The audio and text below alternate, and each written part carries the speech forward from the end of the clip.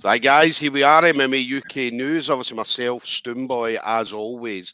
MMA UK BJJ show. So, talking about grappling, talking about Grapple Kings 7. Grapple Kings 7 is going to be Saturday, the 2nd of April now. Ryan, I've been saying this absolutely horribly, this place, but I believe it's Port as I keep pointing out. I mean, the people in Port are going to be waiting on me getting there on the 2nd of April and having a few words with me. So, but I believe it's Port as I say, Saturday, 2nd of April. It's going to be...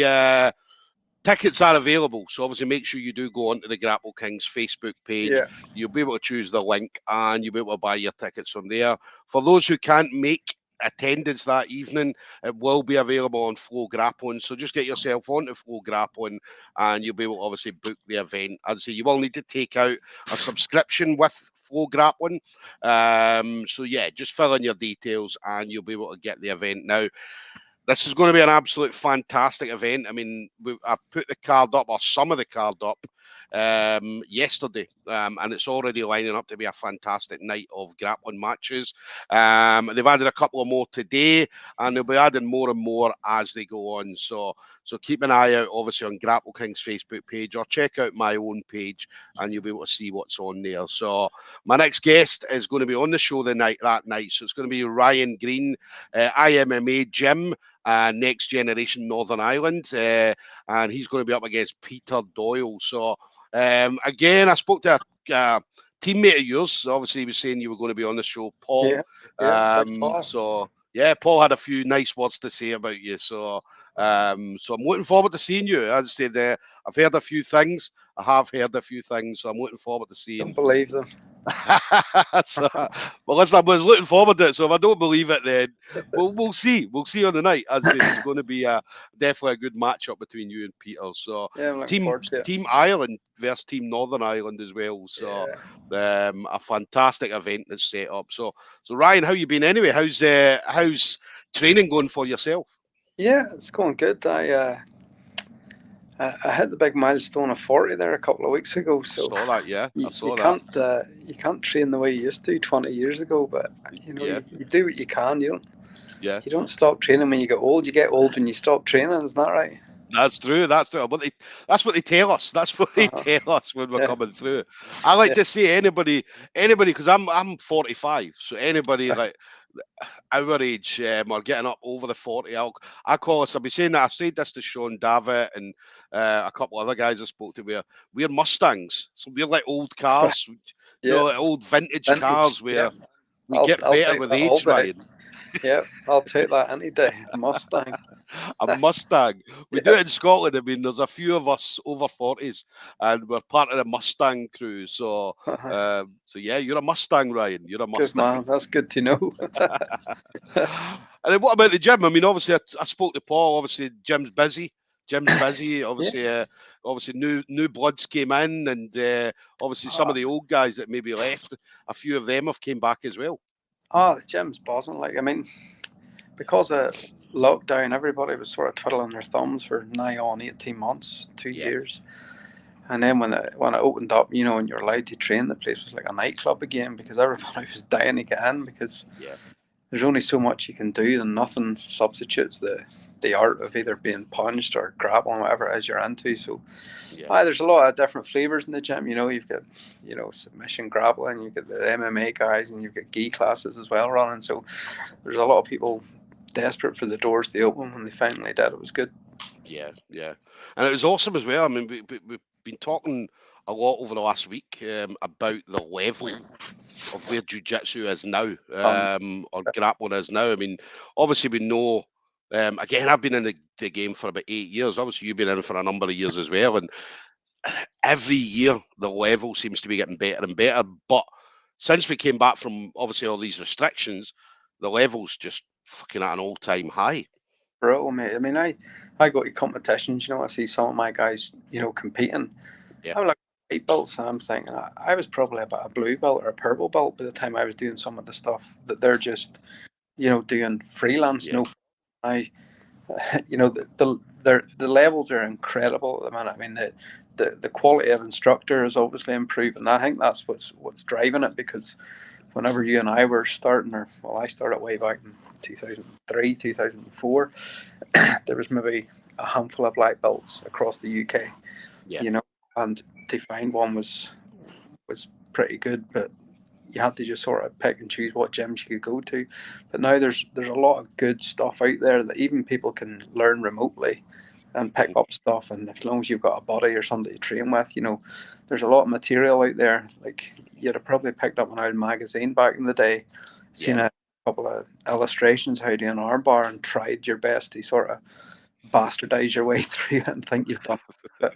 But now you could go online. There's YouTube. There's good instructors. So the quality level of white belts now is just what's through the roof. Yeah, yeah. I mean, obviously for like, our gym, my coach is always like, look, if you're, let's say you go away on holiday, you visit a place, obviously it's not your own gym, and you go and learn off everybody. Take something from this guy and something from that guy. Because you remember, obviously, years ago, it was like, it was, it was looked at very, very funny where some instructors wouldn't let you in their gym because they're not going to show you their moves for you to then go away and show someone else. Yeah, I mean, I think Argent. There's no, they talk about the word politics and BJJ and Yeah. different here and different clubs not allowed here. I mean, I just see myself as a BJJ practitioner, and I learn off. Even if you meet somebody who does judo, somebody's done a bit of sambo, somebody's done a Mhm. bit of something, it doesn't matter how experienced they are, you'll learn something off them, and Yeah. if you're closed minded to learning, you'll never learn. So it's the your mind of approaching who you meet and who you see, and even Yeah. just watching people, you'll pick up things. Yeah. And Northern Ireland as well. I mean, jiu-jitsu. I mean, obviously Scotland. We look at like smaller countries, like say Northern Ireland, Republic of Ireland, and so on, because obviously we're similar sized countries. And obviously our jiu-jitsu is growing as a sport, the same as Ireland and obviously Northern Ireland as well. I mean, I know you guys don't have a lot of black belts, but there's a lot of people on the verge of coming through. Yeah, I mean, there's a lot of talent out there. Like there's I think there's guys now training, like younger guys I train with, like blue and purple belts and brown belts, and you look at them and you think you've got another 2 years and you're going to be something special. They're really, Yeah. really the young kids, that are doing it from an early age, and it's all that'll change the landscape of Northern Ireland as far as the number of black belts. But there's it's probably BJJ is probably one of them disciplines where it doesn't get the recognition or the media it deserves, because Yeah. it's got so many different uses of self-defense and confidence in kids. I think females should do it more as well. Fighting off your back is a huge, huge asset to have if you're a woman. Yeah. And it's getting like nobody wants to like walk into a gym, see a bunch of big, hairy, fat, sweaty men rolling about with each other. And Yeah. at it from a layman, you would think, I want nothing to do with that. But if you understood it or somebody was able to break it down to you as to what they're doing or why they're doing something and how Yeah. that benefit you in a particular, situation, Yeah. I think more people will be drawn to it. But it's getting the word out there. It's all about, educating people as to what you're actually doing. And Yeah. you've seen people, I'm sure you've seen it yourself. You watch a mixed martial arts competition and there'll be some knucklehead just says, why doesn't he just get up and kick him in the face or something, ridiculous. And you're just like, mate, you've never had somebody control you Yeah. where you cannot move. You've never had somebody put you against the cage and punch you. Nobody has put their knee on your belly and made you think Yeah. that there's hammers on top of you. You've never been in that situation, and it's hard to verbalize that to someone on how exhausting it is, how difficult it is, and the Yeah. small intricacies that make it, a submission or not a submission. Mhm. Mhm. So, but the Northern Ireland and the whole of the country is going to be in the next 10 years. You'll see some top. I mean, I'm on the other side of the peak. There's guys climbing the hill and like young kids that I've seen throughout the country are very, very talented and on Yeah. all power to them. Yeah, but looking forward to it, I mean, there's going to be a lot of, as you said, a lot of kids coming through that have done this since they were like 5, 6, 7, 8 year old. So, and these kids are going to be world champions one day because as long as they stick to it, that's the thing. It's about obviously getting the kids in there. They love it when they're kids, but then once they hit like maybe teenage years, they're going to do, as we all did at teenagers. Nice So, thing. Aye. so it's about keeping them there, and once they're there, I mean, it's a good life. I mean, jiu-jitsu, like even for me, I said I started it quite late. I was about 37 when I started, but even in the 8 years that I've been doing it, the things that I've been able to do, the people I've been able to train with, and I mean, that would never have happened in any other sport. How many times have you said in that period, I wish I'd have started it younger? Yeah, Yeah. every day, Every every oh, I day. wish I'd done this. Or you meet somebody, in their 20s, oh, I wish I had have started when I was in my 20s, Yeah, And it's so true. I mean, jiu-jitsu, as opposed to mixed martial arts, there's a distinction between the two where there's a small window where you can compete in MMA. yeah, Okay. You have your 5 minutes of fame, whatever you might call it, in the spotlight, and then it starts to wane because of different reasons. Because it's fucking hard doing MMA. You get yeah, punched in the head for years, you get grappled, you get all sorts of things. So your body goes through a lot. Whereas there's more longevity in jiu-jitsu. You yeah, can obviously you've seen older guys who are exceptionally good still competing at a good level. yeah, I think there's a lot of you know good points about jiu-jitsu, Brazilian jiu-jitsu, and I think the more people that you get a bug, you get guys who come in, they try it, and they're like, oh my god, this is yeah, this is what I've been missing. I love it, and they're getting smashed for maybe 2 3 years, and they just keep coming back, and that was yeah, me. That guy, I was the guy getting murdered for nigh on 2 years, 3 years. yeah.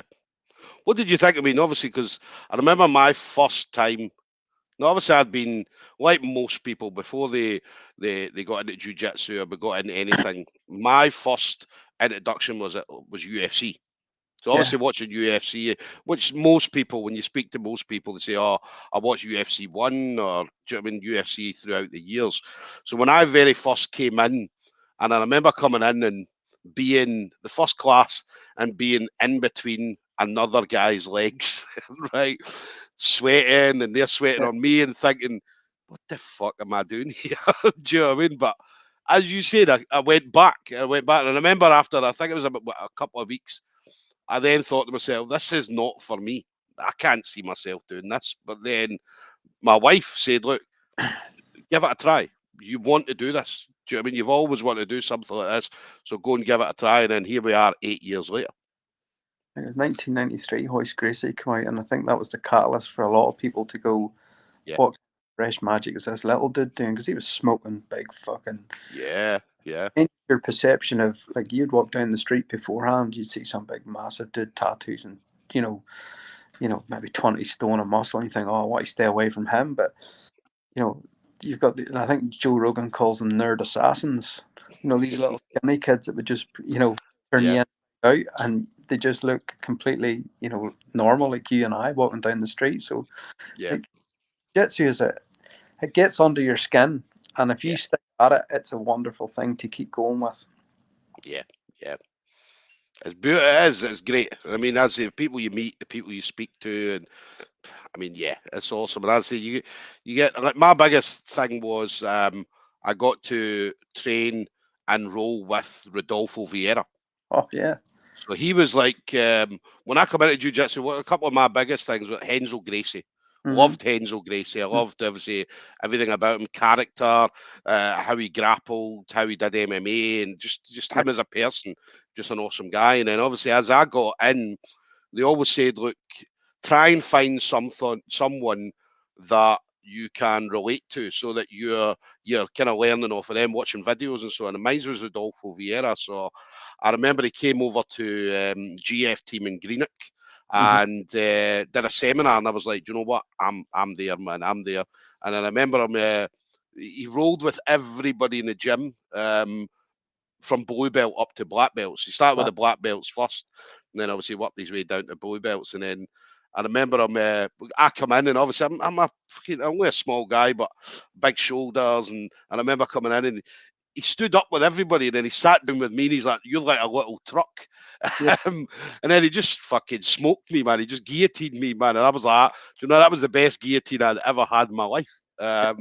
And that was the thing. That was like, to me, that was like a Messi or a Ronaldo in jiu-jitsu. And I got to train with him. See, that's I think a lot of people when they watch mixed martial arts, or even if they had watched UFC in the early days, you could people naively think I'd be all right.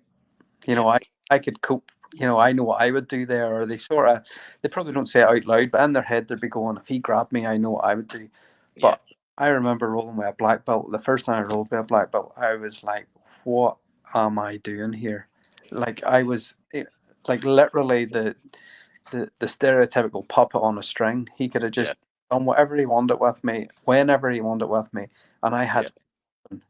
And I remember walking out of the gym and going home that day and thinking, what what magic does this man possess? It was almost like he was an alien. I could not comprehend, and it was yeah, effort. Everything was effortless. There was no like muscles. There was no like grunting or big efforts. You know, it was just like, whoosh, and I was gone, and yeah. it was a different. You know, it was an eye opener. You know, when you think about it.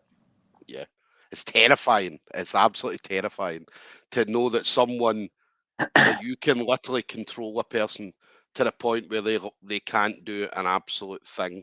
Do you know what I mean? And obviously, we're not the type of people, jiu-jitsu guys, you won't see out in the street fighting with people and doing all that kind of stuff. Do you know what I mean? But it's terrifying to know that if we ever did need to use it, we Mm-hmm. can control the situation. And as you said, you got the smaller guy, Mikey Musumeci is Mm-hmm. perfect example. This boy's about 5'4". I don't know. He weighs about as much as a multi-pack bag of crisps.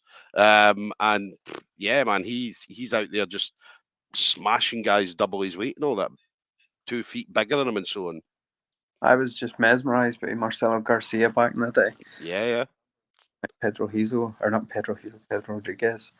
yeah, And I was just like, what? This, yeah, little dude just coping with big monster, like proper monsters. yeah, yeah. And I was like, just blew my mind, blew my mind. It's a crazy sport, man. It's a crazy sport. And then what about Grapple Kings then? So obviously Grapple Kings 7, obviously going to be on the card, Team Ireland Yeah, versus Team Northern Ireland. So how did you find out then that you were going to be on the show?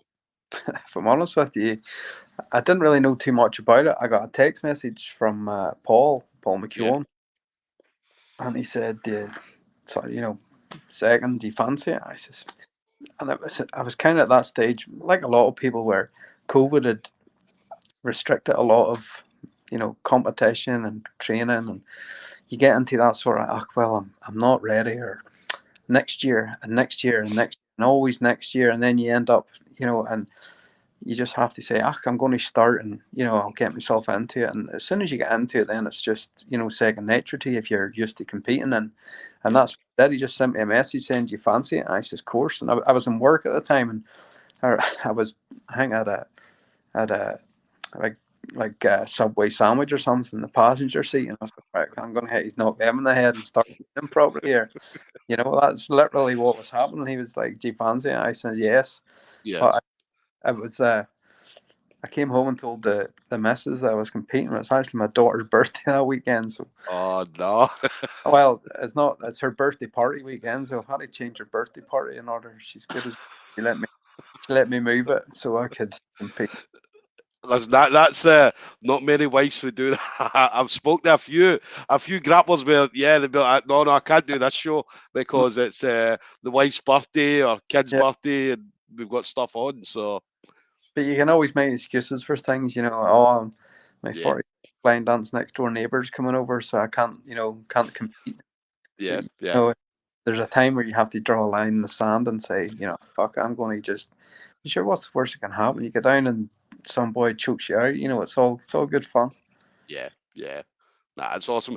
Grapple Kings as well. I mean, it's an awesome Yeah, event. As I said, this will be the first time I've been over. But obviously, seeing previous videos, watching on full grappling and so on, and just the atmosphere. I mean, see that walking down the stairs through the crowd and everybody cheering, walking out to your own music, and do you know what I mean? Just unbelievable.